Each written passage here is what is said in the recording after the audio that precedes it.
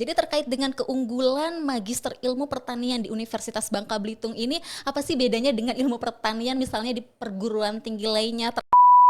Daerah kita tempat studi ini itu memang lahannya lahan tambang.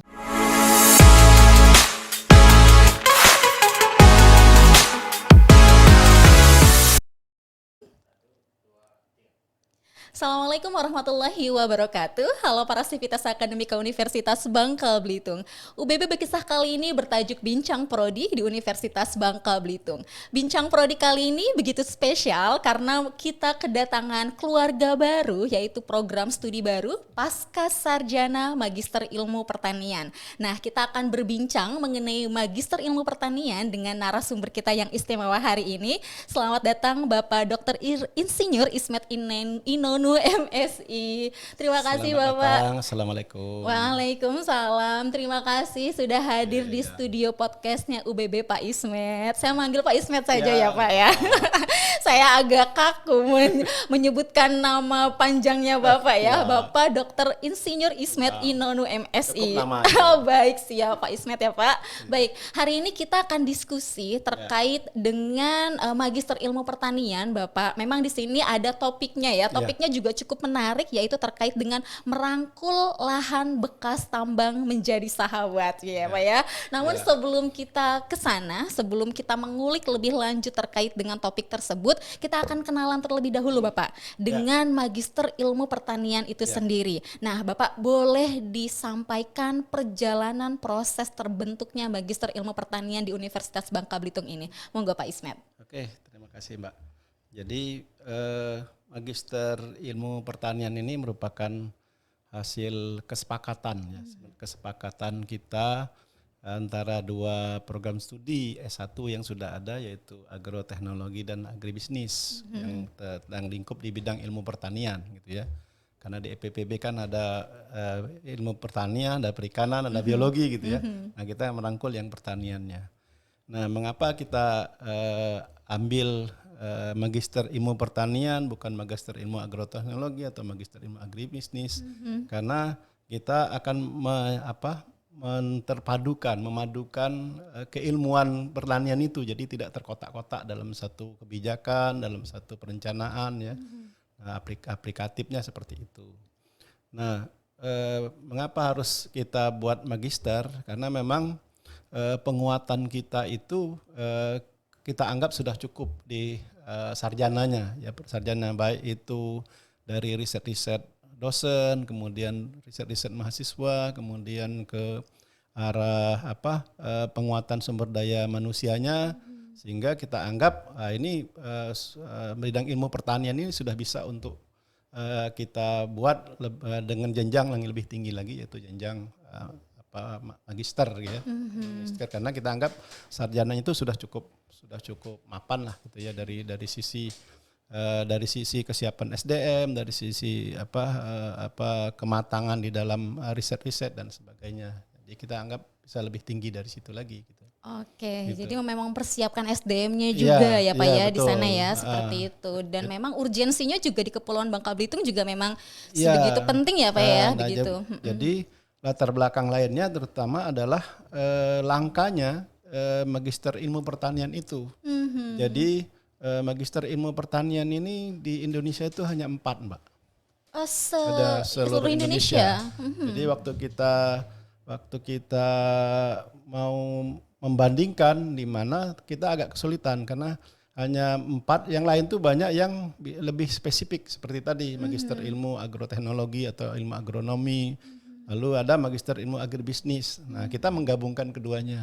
Gitu ya, Magister Ilmu Pertanian. Dan itu masih langka, masih jarang, dan padahal itu ada di nomenklatur ya, nomenklatur. Jadi itu makanya kita ambil Magister Ilmu Pertanian. Nah, selain itu juga latar belakang kita supaya bidang cakupannya lebih luas. Karena kita spesifik satu-satu, misalnya agroteknologi atau agribisnis, yang lain tidak bisa masuk. Tapi dengan bidang ilmu pertanian yang lebih luas, nanti dari pertanian secara umum ya, yang agribisnis, agroteknologi, kemudian proteksi tanaman, teknologi hasil pertanian itu bisa masuk. Sampai juga dari kehutanan juga bisa masuk gitu kan. Masuk ke ilmu pertanian itu bisa lebih luas gitu. Oke, menarik ya Pak ya. Ya. Nah ini mungkin untuk rekan-rekan di luar sana ataupun Bapak Ibu yang sedang mencari lanjutan sekolah nih begitu kan ya, terkait dengan magister ilmu pertanian ini, mungkin Bapak boleh dijelaskan apa sih perbedaan kompetensi yang ingin dicapai pada program sarjana S1 di bidang pertanian dan pasca sarjana pada magister ilmu pertanian khususnya di UBB. Silakan Bapak. Jadi kalau kita bicara dari sisi kompetensi ya, kompetensi kita mengenal kompetensi itu kan sesuai dengan standar kompetensi Indonesia itu kan, kalau sarjana itu tingkatannya di level 6 ya, di level 6 itu tingkatannya itu memahami. Jadi sifatnya memahami, sehingga kalau dia menyusun skripsi itu tahapannya tingkatannya hanya ingin memahami saja mengapa hal ini terjadi. Nah, kalau di magister itu sudah mampu melakukan. Jadi dia sudah harus bisa menganalisis sesuatu, mengapa hal ini terjadi, lalu bagaimana caranya bisa merekayasa, memodifikasi dan sebagainya. Dia tidak cukup hanya mengetahui atau memahami saja gitu. Jadi tingkatannya sudah jauh lebih tinggi kalau tingkatan magister. Jadi dia di levelnya level 7, level 6, level 8 dia. 8. Jadi di tingkatan kemampuan berpikirnya ya, melakukan analisis ya, itu jauh lebih tinggi gitu. Oke, berarti nanti di tingkatan research-nya juga tesisnya Jadi, itu jauh pasti berbeda ya Pak ya. Risetnya itu pasti dia mengarahkan bukan hanya ingin membuktikan suatu teori. Kalau dimungkinkan adalah dia akan menguatkan teori yang ada atau membuat teori baru lebih tinggi. Tapi nanti di S3 yang wajib teori baru. Tapi di S2 itu lebih mendalami teori-teori yang ada dengan pembuktian gitu. Oke, jadi itu yang harus dipersiapkan ya untuk calon-calon mahasiswa magister nantinya ya. Jadi memang tesisnya itu jauh lebih mendalam lagi dibandingkan penelitian skripsi yang sudah dilakukan sebelumnya, begitu ya Pak ya. Nah, terkait dengan berapa lama masa studi untuk kuliah di Magister Ilmu Pertanian UBB ini? Mungkin kan di luar sana ada Bapak Ibu yang sudah bekerja, begitu kan ya Pak ya, yang sudah punya pekerjaan begitu. Nah, kira-kira masa studinya itu berapa lama untuk mengambil kuliah di Magister Ilmu Pertaniannya UBB ini? Monggo Pak. Ya, kalau dari secara akademis ini kan kalau magister itu kan 4 semester ya. 4 semester ya, masa studinya 4 semester normal ya, masa studi normalnya 4 semester, paling lamanya 8 semester gitu ya. Tapi 4 semester itu secara teorinya kita susun di dalam kurikulum itu hanya 2,5 semester lah gitu ya, 2 semester full, lalu semester 3 itu sudah tinggal mata kuliah pilihan dan sudah mulai menyusun proposal gitu ya, proposal. Jadi bukan full 4 semester itu di kelas terus atau kuliah teori terus, enggak ya. Nah itu jadi lebih fleksibel gitu, lebih fleksibel.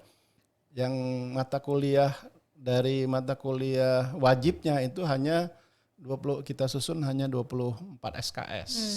24 SKS dari 40 SKS total gitu ya. 36 sampai 40 kan kalau S2 kan. Jadi 24 itu yang wajib tempuh. Nah, itu bisa diselesaikan di semester 1 dan semester 2. Oke. Selesai. Gitu. Berarti ada gambaran nih ya untuk yang calon mahasiswa Magister Ilmu Pertanian. Jadi kurang lebih memang menempuh 4 semester ya Pak ya. Jadi semester. Untuk 2 semester awal itu perkuliahan di dalam kelas. Kemudian nanti di semester 3 sudah boleh mengambil proposal untuk tesis ya. Walaupun di sana ada mata kuliah pilihan boleh diambil begitu ya Pak ya. Untuk mencukupkan minimal SKS untuk S2. Nah, terus perkuliahannya juga nanti kita kan hybrid kan, jadi kita tidak full di kelas offline ya, tatap muka, tapi kita juga kombinasikan dengan metode pembelajaran online juga nanti ya. Gantung dari nanti kita menyusun rencana pembelajarannya nanti atur. Ya, jadi kurang lebih penyelenggaraan pembelajaran pun akan dilaksanakan secara hybrid ya Pak hybrid. Bisa juga dilaksanakan secara online ya. Jadi bisa juga diselenggarakan tatap muka langsung di kelas ya Pak ya. Nah, ya sehingga bagi yang bekerja itu ya tidak melulu dia harus tiap pas kuliah itu harus ke kampus gitu kan ya, jadi kondisional begitu. Jadi gitu. Bapak Ibu yang sudah kuliah, yang sedang bekerja tenang saja ya kalau mengambil kuliah di Magister Ilmu Pertanian. Jadi nanti kondisional pelaksanaan perkuliahannya begitu. Oke, kita lanjut Pak terkait dengan topiknya yang sebenarnya menarik ya. Saya juga penasaran ini ya. Sebenarnya apa Pak yang dimaksud dengan merangkul lahan bekas tambang menjadi sahabat? Nggak dijelaskan. Jadi latar belakang karena memang setiap program studi itu kan program studi baru yang mau dibuka itu kan diwajibkan oleh kementerian yang memberikan izin ya kementerian itu harus punya kekhasannya apa gitu kan nggak boleh sama dengan yang sudah ada dengan yang lain gitu ya. Nah kekhasan itu kan berbasis kepada kondisi lokalnya, lokal di tempat perguruan tinggi itu akan didirikan, program studi itu akan didirikan, ya kan? Nah kita di Bangka Belitung itu adalah wilayah pertambangan. Jadi kalau dari data kan sekitar 25% wilayah daratan Bangka Belitung itu adalah izin pertambangan dari 100% wilayah daratan, jadi luas. Nah 25% itu kalau kita asumsikan itu semuanya ditambang gitu ya. Ditambang artinya akan ada lahan-lahan bekas tambang yang cukup besar. Nah itu di Bangka Belitung saja itu yang kita bicara tambang timah gitu ya. Belum lagi misalnya Kalimantan, Sumatera tambang batu bara, misalnya ada tambang emas dan sebagainya. Dan itu lahan-lahan bekas tambang itu cenderungnya adalah lahan yang tidak subur, yang tidak produktif lagi. Karena apa? Karena dia nambang itu kan pasti merusak. Ya, karena kan diekstraksi, digali, kemudian diangkut tanahnya gitu kan. Jadi pasti rusak. Nah, kalau rusak itu pasti tidak produktif untuk pertanian. Nah, sementara di sisi lain, lahan-lahan pertanian yang produktif, yang subur itu semakin berkurang. Semakin berkurang karena apa? Karena alih fungsi.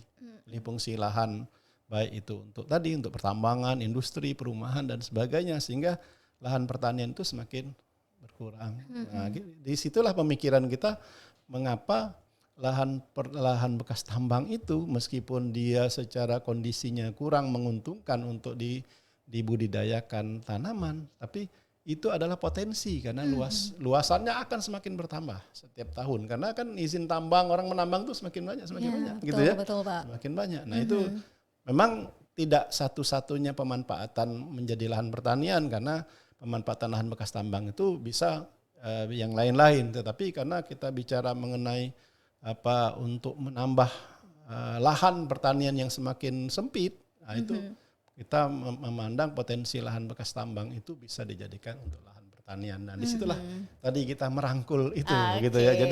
Jadi dari kita yang lahan yang sebenarnya marginal yang tidak terpakai, kita upayakan untuk menjadi produktif kembali dengan mengolahnya menjadi lahan pertanian. Oke. Seperti itu. Nah, berarti potensi pemanfaatan lahan bekas tambang ini bisa menjadi topik unggulan di dalam tesis atau penelitian di Magister Ilmu Pertanian juga ya, Pak ya?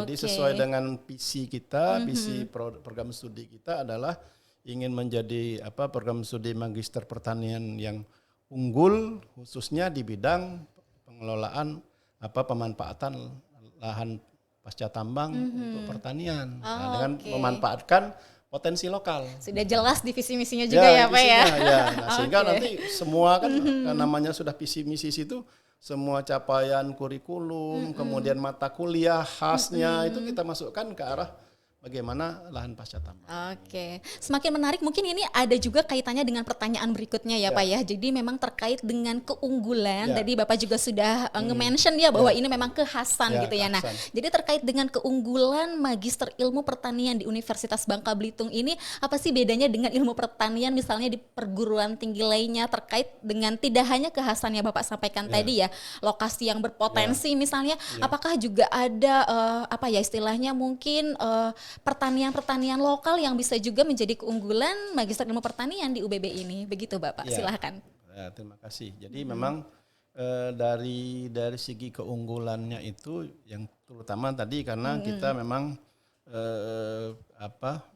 belum ada atau belum banyak prodi sejenis yang mengangkat tentang ilmu di bidang pengelolaan lahan pasca tambang untuk pertanian ini, gitu ya. Jadi itu khasan kita yang akan kita tonjolkan dan secara riset kemudian kemampuan mahasiswa ke sana. Kemudian yang kedua, karena kita di lahan tambang, daerah kita tempat studi ini itu memang lahannya lahan tambang, sehingga mau praktek mau kemana nggak jauh-jauh, iya kan? Nggak harus kemana-mana ya, memang sudah sekitar kita ya memang lahan tambang, sehingga kalau mau riset-riset dan sebagainya itu sudah tersedia gitu, sudah tersedia, tidak harus di tempat-tempat lain gitu. Nah, itu keunggulan ini. Nah, yang ketiga adalah memang dosen kita itu dari awal mereka studi S2, S3, kemudian riset-risetnya memang kita lebih sering sekali atau lebih banyak difokuskan kepada riset-riset tentang bagaimana memanfaatkan lahan tambang dengan menanam berbagai jenis tanaman. Berbagai jenis tanaman sudah diuji cobakan bagaimana potensinya, sehingga artinya kalau riset-risetnya nanti calon mahasiswanya itu ya tidak mencari dosen pembimbing dan sebagainya yang menguasai bidang itu sudah tidak terlalu sulit. Betul. Sulit. Nah, memang tidak semua kita nanti fokusnya ke situ. Karena kita ada 3 peminatan, Mbak, yang di program studi Magister Ilmu Pertanian itu ada 3 peminatan. Jadi ada yang memang lebih banyak fokusnya ke bidang ke lahan pasca tambang itu adalah pengelolaan lahan. Jadi peminatannya pengelolaan lahan. Jadi itu nanti bagaimana memperbaiki kesuburan tanah dan bekas tambang dengan teknologi-teknologi yang tertentu dan sebagainya, itu arahnya ke sana. Lalu yang kedua ada peminatan agronomi. Nah, yang agronomi ini yang bagaimana mencari atau menemukan, membuat suatu model tanaman apa yang cocok, gitu kan? Tanaman apa? Misalnya, tanaman jagung. Gimana supaya tanaman jagung itu bisa berproduksi dengan baik di lahan bekas tambang? Nah, itu tugasnya peminatan agronomi. Kalau yang lahan tadi tugasnya memperbaiki lahannya, gitu kan? Lahannya supaya cocok untuk tanaman, gitu kan? Nah, yang ketiga ini adalah peminatan agribisnis. Nah, peminatan agribisnis ini lebih mengarah kepada bagaimana manajemennya.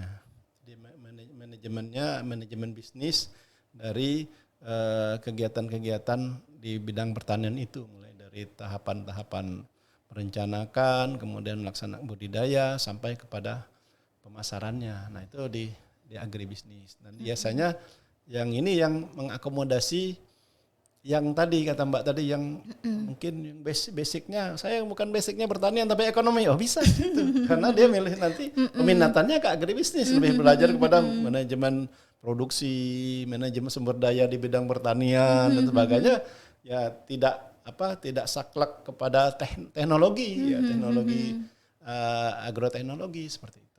Oke, menarik ya. Berarti memang keunggulan dari Magister Ilmu Pertanian yang ada di UBB ini tidak sebatas memanfaatkan potensi ya Pak ya, lahan pasca tambang, tetapi juga keilmuan dari dosennya ya. Kemudian tadi 3 peminatan ya yang memang keunggulan dari Magister Ilmu Pertanian UBB itu sendiri. Satu lagi karena kita mengangkat topiknya itu keunggulan kita ada lahan pasca tambang, lagi kita misalnya lahan tambang timah, itu adalah sesuatu riset-riset yang langka dan jarang di tempat lain.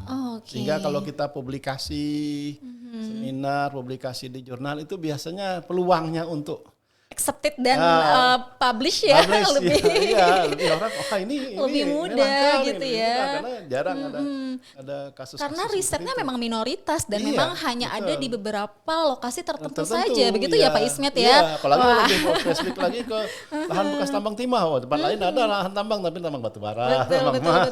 Betul. Jadi memang spesial ya Pak ya, spesial sekali berarti ya magister ilmu pertanian. Dan berbeda itu Mbak. Ya, kalau pengelolaan lahan tambang itu belum tentu sama. Jadi kalau batu bara itu kan sifatnya hanya mengambil batunya saja, lalu lahannya ditinggalkan. Kalau tambang timah itu kerusakannya jauh lebih berat. Karena dia ada proses pencucian. Jadi memang disemprot pakai air itu kan. Jadi memang tanahnya itu ya hancur lebur gitu kan.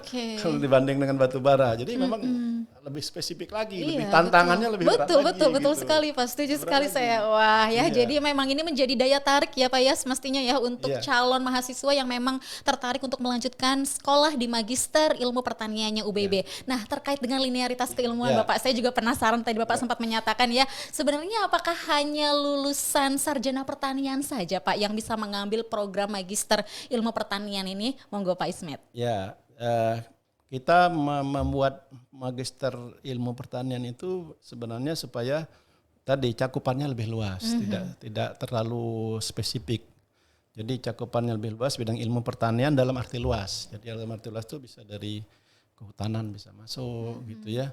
Kemudian bidang ada di pertambangan misalnya yang fokus kepada lingkungan tambang gitu ya, kan ada di peminatan di tambang itu ada lingkungan pertambangan gitu ya, bisa masuk. Orang yang fokus di bidang lingkungan juga bisa masuk, untuk yang reklamasi lahannya gitu ya. Nah, jadi lebih luas. Nah, nanti kalau memang dia sudah masuk kan makanya kita sediakan 3 peminatan itu supaya menyesuaikan linearitas dia. Ya kan, linearitas dia misalnya saya orang kehutanan, lebih banyak kepada silvikultur, budidaya tanaman hutan. Oke, kita penelitiannya arahkan bagaimana tanaman hutan bisa ditanam di lahan bekas tambang untuk reklamasi. Ya ke situ kan. Yang basicnya biologi misalnya. Basicnya biologi, dia arahkan ke misalnya penelitian-penelitian tentang mikrobiologi, untuk bioteknologi, untuk bagaimana memanfaatkan mikroba untuk meningkatkan kesuburan tanah secara biologis gitu kan. Arahnya bisa ke sana. Yang dia masih linear dengan bidang dia biologi, tetapi mengarahnya kepada biologi untuk pertanian gitu. Jadi bisa lebih luas. Iya, gitu. Jadi ya jangan khawatir ya di luar sana bagi calon mahasiswa Magister Ilmu Pertanian, baik di luar dari sarjana pertanian ya Pak ya. Monggo silahkan terbuka ya Pak ya jika ingin mendaftar di Magister Ilmu Pertanian. Tapi nanti memang ada satu kita ada namanya matrikulasi. Ada matrikulasi ya Pak ya.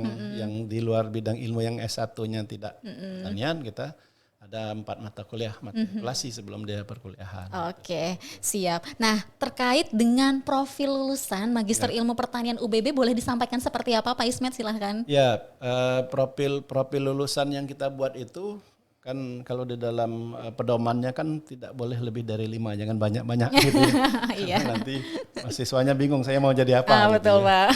Ya, jadi yang pertama tentu saja adalah profil lulusannya adalah pengambil keputusan ya. Ya, jadi pengambil keputusan atau kebijakan. Jadi itu kita mengakomodasi teman-teman yang memang selama ini sudah menjadi pengambil keputusan gitu ya. Jadi kita arahkan ke situ. Nah, tentu saja profilnya pengambil keputusan bagaimana? Mengambil keputusan ke arah ke khasan kita, pemanfaatan lahan bekas tambang. Kan jadi kalau seandainya ada di wilayah dia lahan bekas tambang seperti ini, lalu kondisinya seperti ini, bagaimana kebijakan pemerintahnya diambil keputusan dan sebagainya, arahnya ke sana. Jadi pengambil keputusan. Yang kedua adalah dia kita arahkan kepada pendidik atau pendidik itu guru atau dosen gitu ya. Jadi itu untuk yang sainsnya ya, sains murninya, bagi yang minatnya ke sains misalnya yang dari S1 prestasinya bagus, dia mau S2, pengen jadi dosen atau guru, nah itu lebih ke situ, dan kita sediakan riset-risetnya yang memang lebih mengarah kepada profesionalitas dia gitu. Nah, yang ketiga adalah penyuluh. Nah, penyuluh ini penting kalau di bidang pertanian. Karena memang pada umumnya penyuluh-penyuluh kita itu kan ilmunya tidak update. Nah, gitu ya. Jadi pada umumnya, tapi ada beberapa yang penyuluh itu yang dia mengikuti teknologi dan sebagainya sampai tidak update, sehingga kita perlu meningkatkan kemampuan akademis mereka. Sehingga nanti transfer ilmunya ke petani itu jadi lebih baik, karena memang dia menguasai secara keilmuan, lalu praktisnya dia. Nah, kemudian yang ketiga adalah praktisi. Nah, harapan kita itu ada praktisi. Praktisi itu artinya ya orang yang memang bergelut di bidang pertanian, baik itu pengusaha pertanian ya kan, ataupun dia sebagai petani langsung gitu ya. Jadi praktisi ya, ilmu tertentu yang memang praktis. Dan terakhir kita pasang kemarin, kita buat itu adalah wirausahawan agribisnis. Ya, wirausaha agrobisnis ya. Agrobisnis itu artinya yang bidangnya khusus di bidang pertanian, wirausaha di bidang agribisnis, agropreneurship ya, agropreneurship. Jadi ada mata kuliah khusus kita sediakan ke sana bagi yang ingin berkuliah di situ dan pengennya setelah S2 itu dia memperdalam memulai wirausaha di bidang agribisnis, ya kita siapkan untuk profilnya ke situ memang. Oke. Luar biasa ya Pak ya, 5 profil lulusan ya untuk Magister Ilmu Pertanian UBB. Nah, pertanyaan terakhir Bapak ini terkait dengan closing statement, mungkin juga sekalian mempromosikan Magister Ilmu Pertaniannya UBB. Kenapa harus kuliah dan memilih Magister Ilmu Pertaniannya UBB? Silakan Pak. Oke, jadi baik Bapak dan Ibu saudara sekalian, ya kami dari Magister Ilmu Pertanian Universitas Bangka Belitung ya sangat mengharapkan, mengundang Bapak Ibu sekalian untuk masuk dan mengikuti perkuliahan di Magister Ilmu Pertanian UBB, karena memang program studi ini memiliki kekhasan yang jarang ditemukan di tempat lain. Dan tentu saja ke depan ilmu-ilmu ini akan lebih berkembang, sehingga harap nanti kita bisa menjamin bahwa ilmu ini nanti akan terpakai.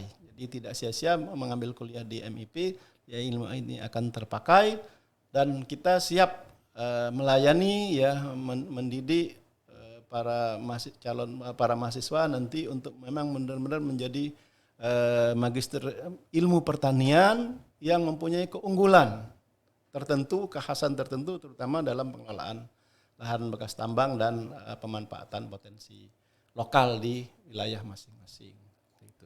Dan jangan khawatir terkait persyaratan, kemudian juga kompetensi.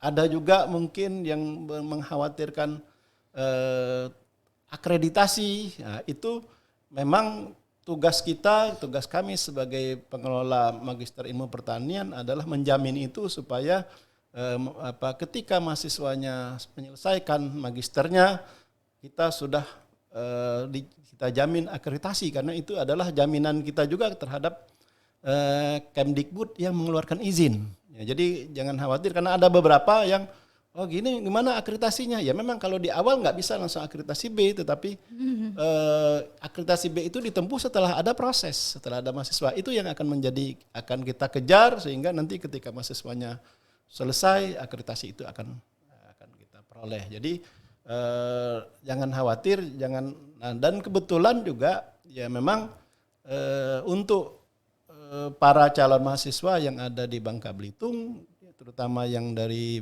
birokrat misalnya, itu kan harus linearitas sekarang. Nah, linearitas itu kita tidak perlu jauh-jauh lagi kuliahnya ke Unsri, kemudian ke IPB misalnya dan sebagainya untuk linearitas di bidang Magister Ilmu Pertanian, karena UBB sudah menyediakan program studi itu ya, jadi tidak usah jauh-jauh, kuliahnya cukup di Balun Ijo.